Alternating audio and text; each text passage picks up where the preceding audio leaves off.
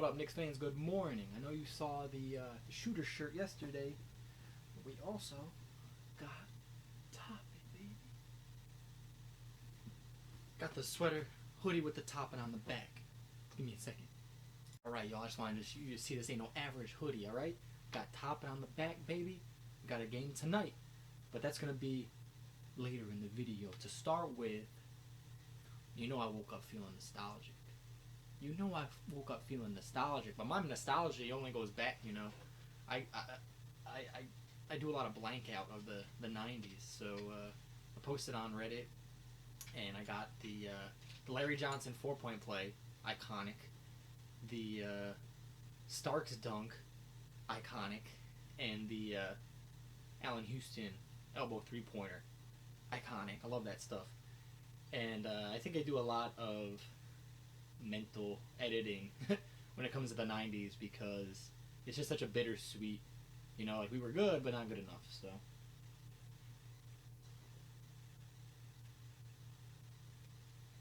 So I'm feeling nostalgic, you know. What always gets me is the Willis Reed coming out the tunnel. I just like the way that Clyde talks about it, you know. He's got a lot of respect for that man. He always says, you know, Clyde says, oh, you know, he had a really good series like Clyde did, but he said the team, the heart of the team, and the guy, the motor was Willis Reed, and I really respect that. You know, it's like dude is so humble, you know, just to send that love to him. So yeah, I'm thinking about that sort of thing, and I'm thinking about the league in general, and then we'll talk about our game day prep. And I'm not going to spend a lot of time on the league in general, but there's just some stuff going on that I think is hilarious, alright?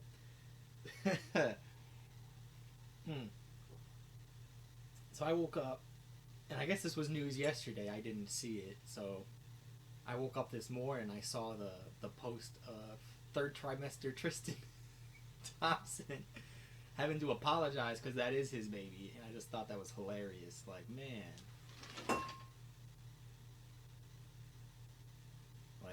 this is, you looking really bad. I mean, why are you going to come out on Twitter? That's why you can't be coming out on social media saying any old thing. Saying, oh, take the $75,000, because now she's going to take him to court, and she's going to get even more than that, because there's all the receipts of you not claiming that you acted fool, whatever. And speaking about Thompsons, Klay Thompson's coming back. Yo, I love that guy. I mean, I wish he was on the Knicks, obviously, but Klay Thompson's good for the league. Like, the dude is a baller, and I know that's like kind of a sore topic for some people, talking about, you know, the future of the league, and it's not going to be regular people anymore. It's going to be, you know, second, third generation NBA players, because they've already got the height. Now they got the resources to just play basketball and just be trained for that. So look at Steph Curry. Look at Klay Thompson. Look at Kenny Martin Jr., right? There's a lot. So Cole Anthony. I mean, there's a lot. So I think that's the future of the league, unfortunately. I mean, it's just they're in a better position to succeed. But hey, God bless them. I'm super glad he's coming back. I think they said 2 seasons he's been out. Maybe that's an exaggeration. I can't really remember. But either way, we're glad you're healthy. We're glad you're back. Taking the boat to work. I seen it. Oh man.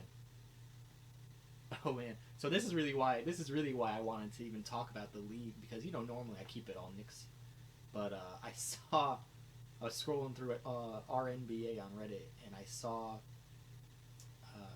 Trae Young had a 55-point, 14 assist game. One of the only people to do 50 points and 10 assists, I think they said.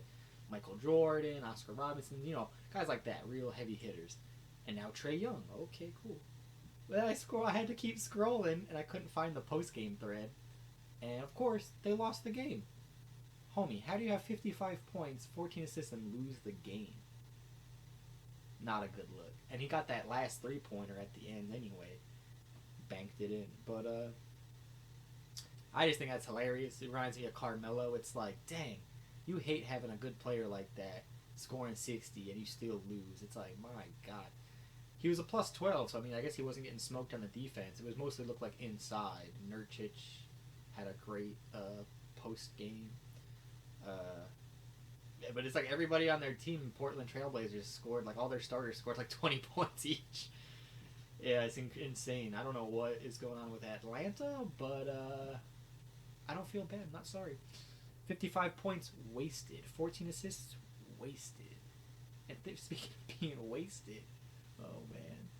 LeGm. LeBron. LeGm. He's coming. They just freed up 2 roster spots and some cash. They're going to make a move. They're going to blow it up. They're going to make a move. They're going to make a move.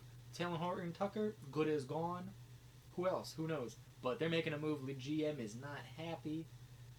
And they're getting smoked in the media, too. They're getting a lot of flack, and I'm sure that's adding to the pressure. So we'll see. And that's my Around the League for this week. But really, what everybody comes here for is that Knicks game day prep. And I know it's true. I know it's true. That's what you want to see. We got Indiana.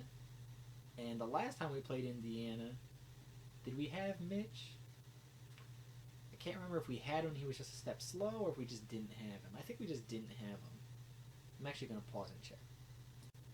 Alright, my bad. Yeah, we did have Mitch, but it was the beginning of him coming off the bench. So he got 19 minutes off the bench and Todd Gibson started. And he was out of shape, right? He was out of shape December 8th. Now it is almost a month later, January 4th, and I'm expecting a much bigger presence from Mitch on the defensive end. That's going to be getting out to the three-point line to guard Sabonis or Turner, being able to get back to the paint. It's going to be a rough night for Mitch. He's going to have to really, really lock in, and hopefully he's feeling good from these COVID protocols. I'm assuming he didn't even have it, and it was just a false positive, and then he tested negative out of it. I'm assuming. But because he's coming back so quickly. But I don't know. And who knows what his lungs are going to feel like, coming off of that COVID stuff. So hopefully he comes back strong, feeling good, because we're going to need him tonight. That's going to be a necessity. We're not going to be able to get by without Mitch. And I think we figured that out the last couple of games. It's just not... We need that defensive anchor, We can run a small ball, but I don't have, the faith in Toppin to always make the rotations the way he should as a middle defender. He doesn't always make those right decisions, and that's all right. That's all right. We'll get there. We're getting there. Randle is still out, I believe. So Sims is back, Mitch is back, Noel is still out, Randle is still out. McBride is back, Grimes is back, IQ is back. Yeah, I think we're mostly healthy. I think Kemba is I think they said game time decision for Kemba. So, I mean, we keep talking about it. His knees, is it an issue? Or, alright, Dr. Raj said we already know what we're getting into with him, and he's just going to need load management, and I think pushing him for those games was... He played the back-to-back the other day. Pushing him maybe too much, but if he feels good, it's his call, right? So, I mean, you also got to listen to your doctor, but whatever. So, Kemba's might be out. I think he's game time decision. Fournier, is his ankle bothering him? We don't know. Noel is out. Randall's probably out. And then Sims and Mitch, they're going to see about their conditioning. So if we have Mitch, honestly, it'll probably be a close game, I hope. If we have Mitch, it'll be a close game. If we don't, who knows? I mean, we could still go small and run him off the court. It's a real possibility because just like Toppin can't guard Sabonis in the post, Sabonis is going to have a really hard time guarding Toppin along the three-point line. So, and getting back for those transition buckets. So, if we're coming out running and if we're coming out feeling good, and to set that tone early that this is the pace that we're running, we're going for 100 points. And if you're not, get off the court. So, I think if they run, push the pace, I think they're going to have a hard time with us. Who are their guards, really? Hold on, I'm going to pause it and find out. See, I'm glad I looked this up, because normally, sometimes I'll just go off the memory and I'll forget people. TJ McConnell usually lights us up from 3, right? Karis Levert. Oh, I like Karis Levert. People are saying he's in trade talks with us. Karis Levert and Miles Turner? Who says no? Holiday, he's a small forward. Chris Duarte, he was good last time. So, they have some length in the guard position.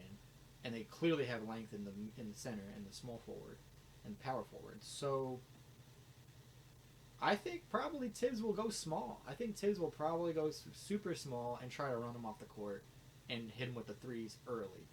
And if they come out shooting well, running well, we will not have to see Burks or Fournier taking over the game. And that's what I really want to see. I don't want to have to see Burks or Fournier taking over the game. I love it.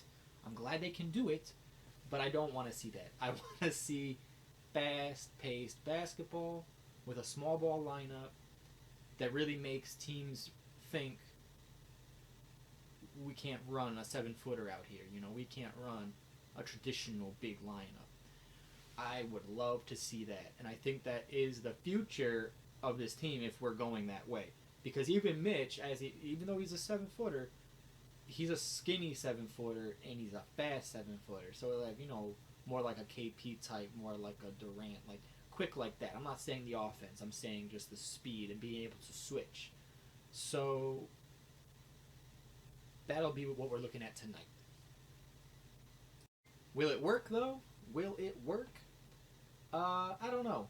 Honestly, like, I want to say that they can get it done. The bench can get it done. I want to say that the young guys can do it without Randle. Especially, I know some people are saying RJ hasn't taken that next step, and I'm just like, you know, it's not always a big leap, you know, the steps that players take. And I think if you're really being critical and hyper-focused on RJ, he really has taken steps. But they're small steps, you know. More confident with the dribble, all right?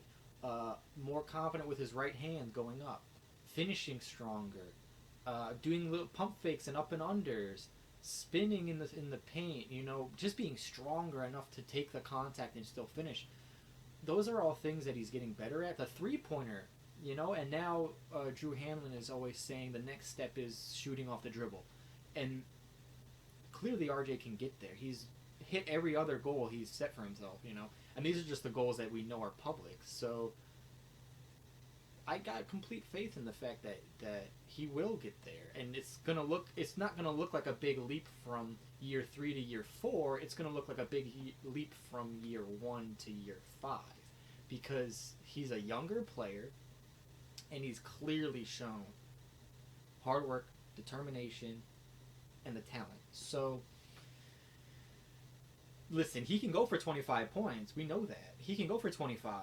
So we might not even need Randle tonight. I mean, listen, we need Randle for the future, for going forward, because we need to have an RJ Randle 25-point game each, and then throw in a Burks or Fournier 20-point game too.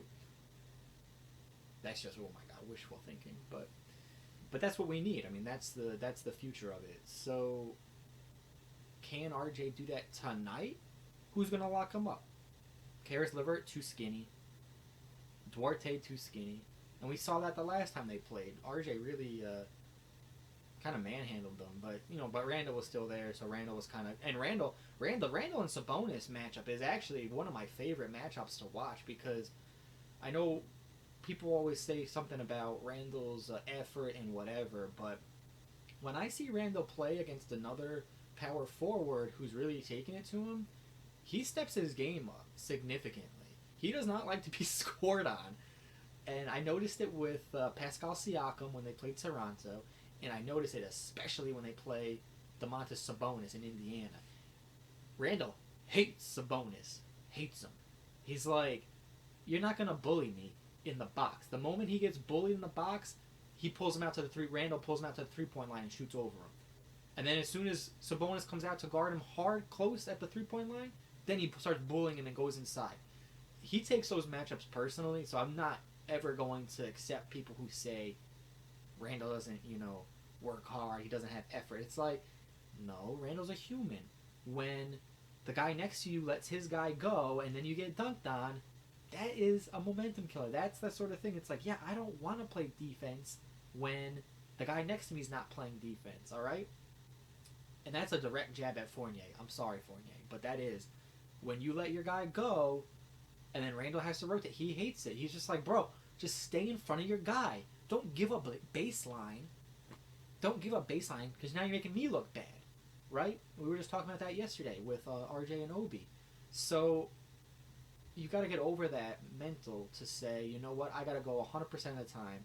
Even though my teammate is only going 50%, I got to go 100. You got to put that in yourself, and it's really hard to do mentally. It's hard to do, so I'm not crucifying Randle for that. I'm not. Because at the end of the day, when he gets his matchup, Sabonis or Pascal Siakam, I'm sure there's more, I can't remember, but I've seen him go at these guys and really say, like, I'm taking over. Yeah, I mean, we lost to Toronto. Yeah, we lost to Indiana, so it doesn't always work out. But that mentality to say, I'm going at these guys. This is the matchup. I'm the guy. I'm going at him. I like that about Randle, and it's like, I think RJ has that same mentality, and that's why I like those two together.